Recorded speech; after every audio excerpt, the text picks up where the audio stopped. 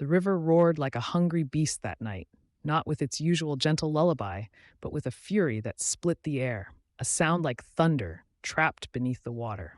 The moon, swollen and yellow, hung low over the Niger Delta, casting long, trembling shadows across the flooded banks. Beneath the canopy of ancient iroko trees, where the roots twisted like serpents into the mud, a single fishing canoe rocked violently in the current, its wooden hull groaning as if it knew what was coming. Inside, Ad, a man of 50 summers with hands like cracked riverbeds and eyes that had seen too many storms, clung to the paddle with white-knuckled terror. His net, cast earlier in the evening, was now a tangled mess, pulled taut by something monstrous beneath the surface. The line vibrated in his hands, humming like a struck gong. He tugged once, twice, but the weight on the other end was not fish. It was alive, and it was angry. "Olua mi," he gasped, sweat dripping from his brow into the dark water. "God, what have I done?" The canoe lurched. Water splashed over the side, cold and thick with the scent of silt and rotting leaves. From the depths, a sound rose, not a splash, but a voice, low, guttural, like stones grinding beneath a waterfall. It spoke in Ija, the language of the river people, but not with human tongue. "You have taken what was not yours, Aid of the Delta. You have stolen from the house of the River King." Aid froze, his breath caught. The voice was not in his ears, but in his bones. It echoed through his ribs, through his blood. And then she emerged. Not from the water, but through it. The surface parted like a curtain of oil, and a woman rose, tall, barefoot, her skin the color of wet clay, her hair a crown of river, reeds, and silver scales. Her eyes, oh, her eyes, were the color of moonlight on black water, deep and endless. She stood on the surface as if it were solid ground, her long white wrapper clinging to her like mist. She did not look at him with anger. She looked at him with grief. "I am Nika," she said, her voice soft now like a lullaby sung by the reeds. "I am the wife of Ogbanje, the Crocodile King, and you, Ade, have taken me from my bed." Ade fell to his knees in the canoe. I cast my net for catfish, for tilapia. I did not know. I did not know." "You did not listen," she replied, her voice rising. "You did not hear the river's warning. The birds fell silent. The wind stopped. Even the fireflies dimmed. But you, Ade, you only heard the promise of a good catch." He trembled. "I have children to feed, a wife who is sick. I only wanted to survive." She stepped closer, the water rippling beneath her feet like silk. "Survival is not theft. The river gives, but it does not give all. You broke the balance, and now you will pay." She raised a hand. The water around the canoe began to swirl. The net, still in Adi's hands, glowed with a faint blue light. And then she was gone. Not vanished, but unwoven like smoke from a dying fire, leaving only the echo of her words. 3 days, you have 3 days to return me, or the river will take what you love most." The canoe was empty. The net was empty. But Ade knew he had caught her, and now the river would come for his soul. He rode back to the village with shaking arms, the silence of the night pressing down on him like a shroud. No crickets, no frogs, only the creak of the paddle and the distant mocking cry of a night heron. When he reached the bank, he stumbled onto the mud, dragging the canoe behind him. The village, Ebenebe, nestled between the river and the jungle, was asleep. Smoke curled from the few thatched roofs still holding embers. The scent of smoked fish and palm nut soup hung in the air, but Adi could taste only fear. He collapsed in front of his hut, where his wife, Mama Neka, named after the river goddess, though she never liked it, lay coughing in her sleep. Their 2 children, Chidi, 12, and Amara, 8, were curled beside her, wrapped in a single blanket. Ade looked at them, his heart cracked. 3 days. He had no idea what he had done, but he knew he had to undo it. And so the story begins, not with the moment of capture, but with the moment of consequence. But to understand why this happened, we must go back to the beginning, back to the man Ade once was.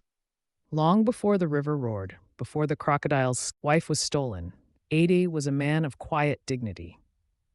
A fisherman of Ebenebe, yes, but not just any fisherman. He was the one who knew the river's moods, who could read the sky like a book, who could cast a net so lightly it barely disturbed the water. His father, Chief Ebi, had been the village elder before him, a man who spoke with the spirits of the river, who left offerings of kola nuts and palm wine at the sacred bend where the Crocodile King was said to dwell. Ade had learned from him. He had been taught the old ways, how to sing the Ogbanja song before casting the net, how to pour libations at dawn, how to listen to the wind for warnings. But times changed. The government built a road through the jungle. A logging company came. The trees fell. The river silted. The fish grew scarcer. And the people, once respectful, once humble, began to take more than they needed. Ade watched it happen. River is starving, like us. You must make an offering, she insisted. A kola nut, a goat. The river remembers. The river doesn't care, he snapped. It hasn't cared for years. The fish are gone, the trees are gone, even the birds are quiet. What does the river want from us? We give, and what do we get? Sickness, hunger, silence. She reached for his hand, her fingers trembling. Ade, the ancestors are watching. He pulled away, then let them watch. That night, he did something he had not done in 20 years. He cast his net at midnight. No song, no libation, no prayer. He rode to the sacred bend, the place where his father used to leave offerings. The place where, according to legend, Ogbanje, the Crocodile King, guarded his wife, Neka, in a palace beneath the water, built of coral and moonstone. Ade knew the stories. He had told them to his children. But now he scoffed. If there's a Crocodile King, he muttered, then let him come. I'll sell his scales and feed my family for a year. He cast the net. The river was still, too still. The moon was hidden behind clouds. No breeze, no sound. And then something tugged. At first he thought it was a log, or a dead crocodile. But the pull was alive. It danced in the water, darting left then right as if playing with him. He reeled it in, heart pounding. When the net broke the surface, he saw, not a fish, not a beast, a woman. She was tangled in the mesh, her arms outstretched, her eyes closed, her skin shimmering like oil on water. Her hair was long and black, woven with river lilies and tiny silver fish. Her body was wrapped in a white cloth that seemed to glow. Ade dropped the paddle. "Jesu Christi," he whispered. He reached for her, half expecting her to vanish. But when he touched her arm, her skin was warm, human. He untangled her gently, his hands shaking. She did not wake. But as he lifted her into the canoe, a single tear rolled down her cheek, and where it fell on the wood, it sizzled, leaving a tiny mark like a brand. He covered her with his own wrapper and rode home in silence. When he reached the hut, he laid her on the mat beside Mama Neka. His wife stirred. "Ade, what is this?" "I found her," he said, voice hollow. "In the river. She's hurt. We must care for her." "She's beautiful," Mama Neka whispered. "But Ade, she smells like the river, like power." "She's a woman," he said, though even as he spoke, he knew it wasn't true. "We'll feed her. Let her rest." But that night, as the children slept, Mama Neka woke screaming. "Ade, Ade, look!" He turned. The woman, Neka, was sitting up. Her eyes were open now, glowing faintly, in the dark. She was not looking at them. She was looking at the door. And then she spoke. "You should not have brought me here." Her voice was soft, but it filled the hut like a drum. Mama Neka clutched her chest. "Who are you?" "I am Neka," she said, "wife of the river, and you, Ade, have broken the oldest law." Ade stepped forward. "I didn't know. I thought you were lost, drowning." "You did not ask," she said. "You did not listen. You took me like a thief takes a purse." "I was desperate," he cried. "My wife is sick. My children are hungry. What was I to do?" She turned her glowing eyes on him. "The river does not reward desperation. It rewards respect." She rose to her feet. The air in the hut grew heavy, thick with the scent of wet earth and lotus blossoms. "You have 3 days," she said. 3 days to return me to the sacred bend. If you do, the river may forgive. If not," she looked at Mama Neka, then at the children. "It will take what you love most." And then she was gone. Not through the door, not through the roof, but into the floor, vanishing like mist into soil. The hut fell silent. Mama Neka began to cough, worse than before. Blood stained her lips. Ade fell to his knees. 3 days. But he did not believe her. Not truly. Not yet. The next morning, Ade told no one what had happened. He acted as if nothing had changed. He went to the market, sold a few small fish, bought medicine for Mama Neka. He smiled at the children. He even shared a kola nut with Uncle Boma, the village drummer, who was carving a new mask for the upcoming Iri festival. But inside, he was unraveling. At night, he dreamed of the river. of a palace beneath the waves where crocodiles with human faces sat on thrones of bone, of a woman, Neka, sitting on a bed of pearls weeping as the walls of her home began to crack. And every morning, Mama Neka was worse. Her fever spiked, her skin turned gray, her cough grew wet like water in the lungs. Madame Amina came, her face grim. "This is not sickness, Ade. This is curse. The river has taken her." "No," Ade said, but his voice wavered. "It's just fever." "The river does not take lightly," she said. "You must return what you stole." "I didn't steal anything." He snapped. "I found a woman. I saved her." Madame Amina looked at him with pity. "You took a spirit, Ade, and spirits do not forgive." That night, Ade went to the sacred bend again. He brought a goat, a kola nut, a bottle of palm wine. He poured the wine into the river, whispering the old song his father taught him. "Ogbanje, king of the deep, hear the voice of your humble son. I bring you this offering, not for gain, but for peace. Forgive the sin of my hand and return my wife to the land." He sang it 3 times. The river remained silent. He waited. An hour, 2, nothing. At dawn, he returned home, only to find Chidi missing. "Where is he?" Ade shouted, bursting into the hut. Amara was crying. "He went to the river. He said he wanted to catch fish for Mama." Ade's heart stopped. He ran to the riverbank. There, on the mud, were Chidi's footprints. And beside them, claw marks. Not human, not animal, something in between. He followed the trail to the sacred bend. There, the water was churning. A dark shape moved beneath the surface, long, powerful, silent, and then from the reeds a voice. "Papa," Chidi's voice. But it came from under the water. Ade fell to his knees. "Chidi, I'm here. I'm coming." He reached for the water, but a hand, cold, scaled, pulled him back. It was Uncle Boma, the drummer, his face pale. "Don't, Ade," he whispered. "The river has taken him." "No," Ade screamed. "It can't. I'll give her back. I'll do anything." "Too late," Boma said. "The river is not a market. You cannot bargain after the debt is called." Ade collapsed. "I didn't mean to. I only wanted to help." Boma looked at him with sorrow. "You broke the balance, Ade. You took what was not yours. And now, the river takes from you." That night, Ade sat by Mama Neka's bed, holding her hand. She opened her eyes. "Chidi?" Ade could not speak. She looked at him and knew. "Oh, Ade," she whispered. "What have you done?" "I tried to save you," he sobbed. I thought I could outsmart the river." She touched his cheek. "The river does not care about your thoughts. It cares about your heart. And yours is full of fear, not love." She closed her eyes. "Return her, now, before it takes Amara too." Ade nodded, tears streaming. But the next day, when he went to the sacred bend with Neka's white wrapper, the only thing left of her, he found something waiting. A crocodile. Not a small one. A giant. Its back rose from the water like a black island, its eyes glowing with ancient fire. It was not attacking. It was waiting.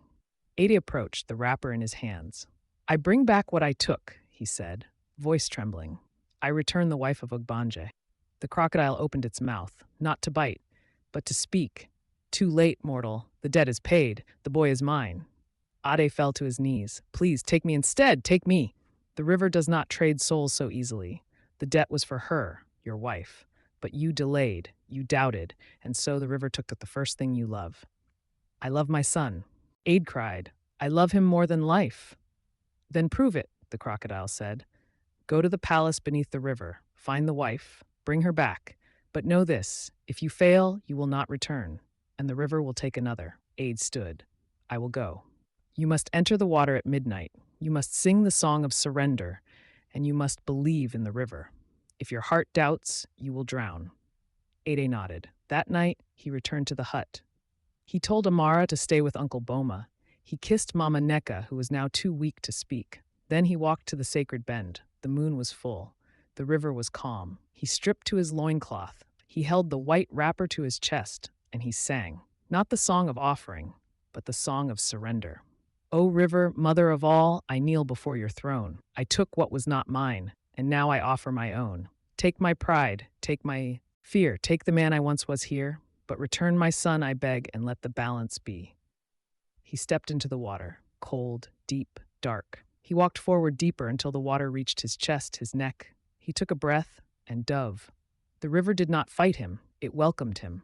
The water was not dark. It was alive. Bioluminescent fish darted around him like stars. Plants waved like dancers. And the current carried him, not down, but inward, into a tunnel of coral and stone. He swam, heart pounding, lungs burning, and then light, a palace, not made of gold, but of river, of shells, of pearls, of bones that glowed with inner fire. The walls were carved with scenes of the river's history, gods and goddesses, crocodiles with crowns, women with eyes like moons, and in the center, on a bed of woven reeds and lotus blossoms, lay Neka. She was not bound, but she was weeping. A swam to her. Nika, he gasped.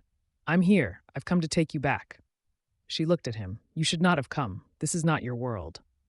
I had to, he said. I lost my son. I cannot lose you too. You lost your son because you did not listen, she said. But you are here now. That is a start. She reached out. Her hand was cold but kind. The river does not hate you, Adi. It tests you. It wants to know if you are still worthy of its gifts. I am not worthy, he said, tears mixing with the water. I broke the balance. I was greedy. I was afraid. And now, she asked. Now I am sorry, he said, not because I'm afraid of punishment, but because I see what I did. I see the river not as a thing to take from, but as a living mother. She smiled. That is the first truth. She stood. Come, we must return, but the path is not easy. The river will test you one last time. She led him through the palace to a chamber where a great crocodile, onye, sat on a throne of river stone, his eyes like molten gold. You have come, he rumbled. You have sung the song, but songs are easy. Action is hard. I am ready, Ade said. Then answer me, Ogbanje said. Why did you take my wife? Ade looked him in the eye. Because I was afraid. I thought the river had forgotten us. I thought it was just water, but I was wrong. The river is alive. It is family, and I disrespected it. And what will you do now? I will teach my children to listen to the river. I will teach them to give before they take. I will make offerings not because I fear the river, but because I love it. Ogbanje studied him, long, silent. Then slowly he nodded. You may take her, but the boy, he stays. Ade's heart broke. No, please. The debt was for your wife. You have repaid it. But the boy, he was taken because you were taken. Your greed, your fear, they were a poison in your heart. And that poison touched your son. He is not dead. He is changed. He is now the river's child, a guardian, a bridge between worlds. Ade wept. But I want him back. You cannot have everything, Ogbanje said, but you can have understanding. You can have balance. And that is more precious than a son. Ade looked at Nika. She touched his face. Go, live, teach, and one day when the river is ready, you will see your son again, not as a boy, but as a spirit of the water, and he will be proud of you. Ede nodded. He took her hand, and together they swam back through the tunnel, through the dark, through the cold, until light. He broke the surface, gasping. The canoe was waiting. He climbed in, Nika beside him. They rowed to the bank, and when they reached the shore, she turned to him. I must go, she said. But remember, the river is not a servant, it is a partner. Respect it, honor it, and it will give you more than you ever dreamed. She stepped into the water, and as she walked back into the river, she changed. Her skin turned to scales, her hair to reeds, her body to mist, and then she was gone. Ade sat in the canoe, trembling, but then a sound from the reeds. A child's voice. Ade turned, and there, standing on the bank, was Chidi. But he was different. His eyes were the color of the river at dawn, green and gold. His skin shimmered faintly, like oil on water. And in his hand he held a small, glowing fish. I'm back, he said, but I'm not the same. Ade ran to him, hugging him tight. You're alive, Chidi smiled. I am, but I belong to the river. Now, I can't stay long, but I can visit, I can help, I can warn others. Ade looked at his son, his changed son, and for the first time he did not mourn. He understood. The river had not taken his son. It had given him a new life. And Ade, he had been given a new heart.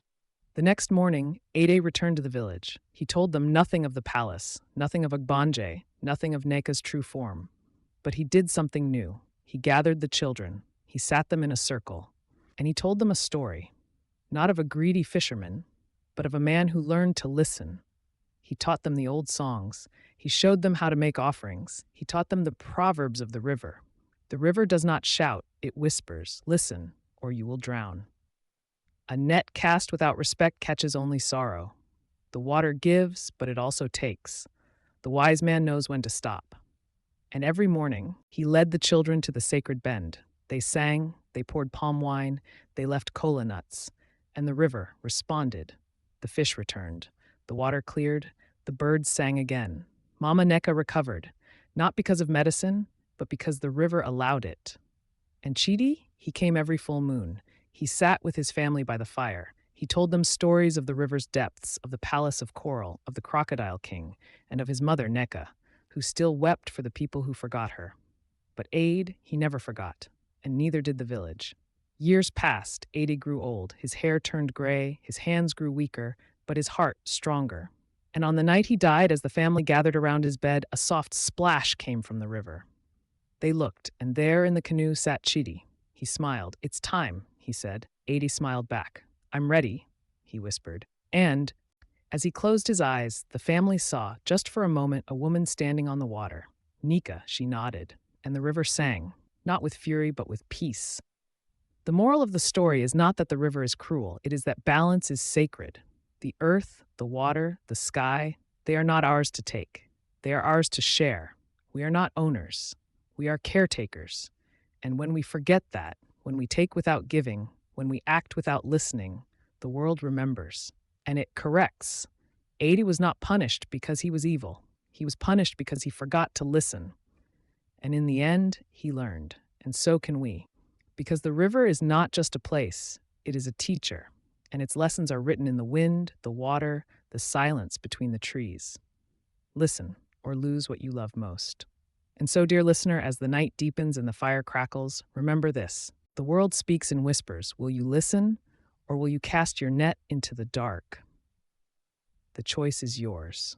But the river always remembers. If you were touched by this tale, if you felt the heartbeat of the Delta and the wisdom of the ancestors, then join us on African Haven Tales, where every story is a journey, every word a drumbeat of truth. Subscribe now and let the old voices guide you.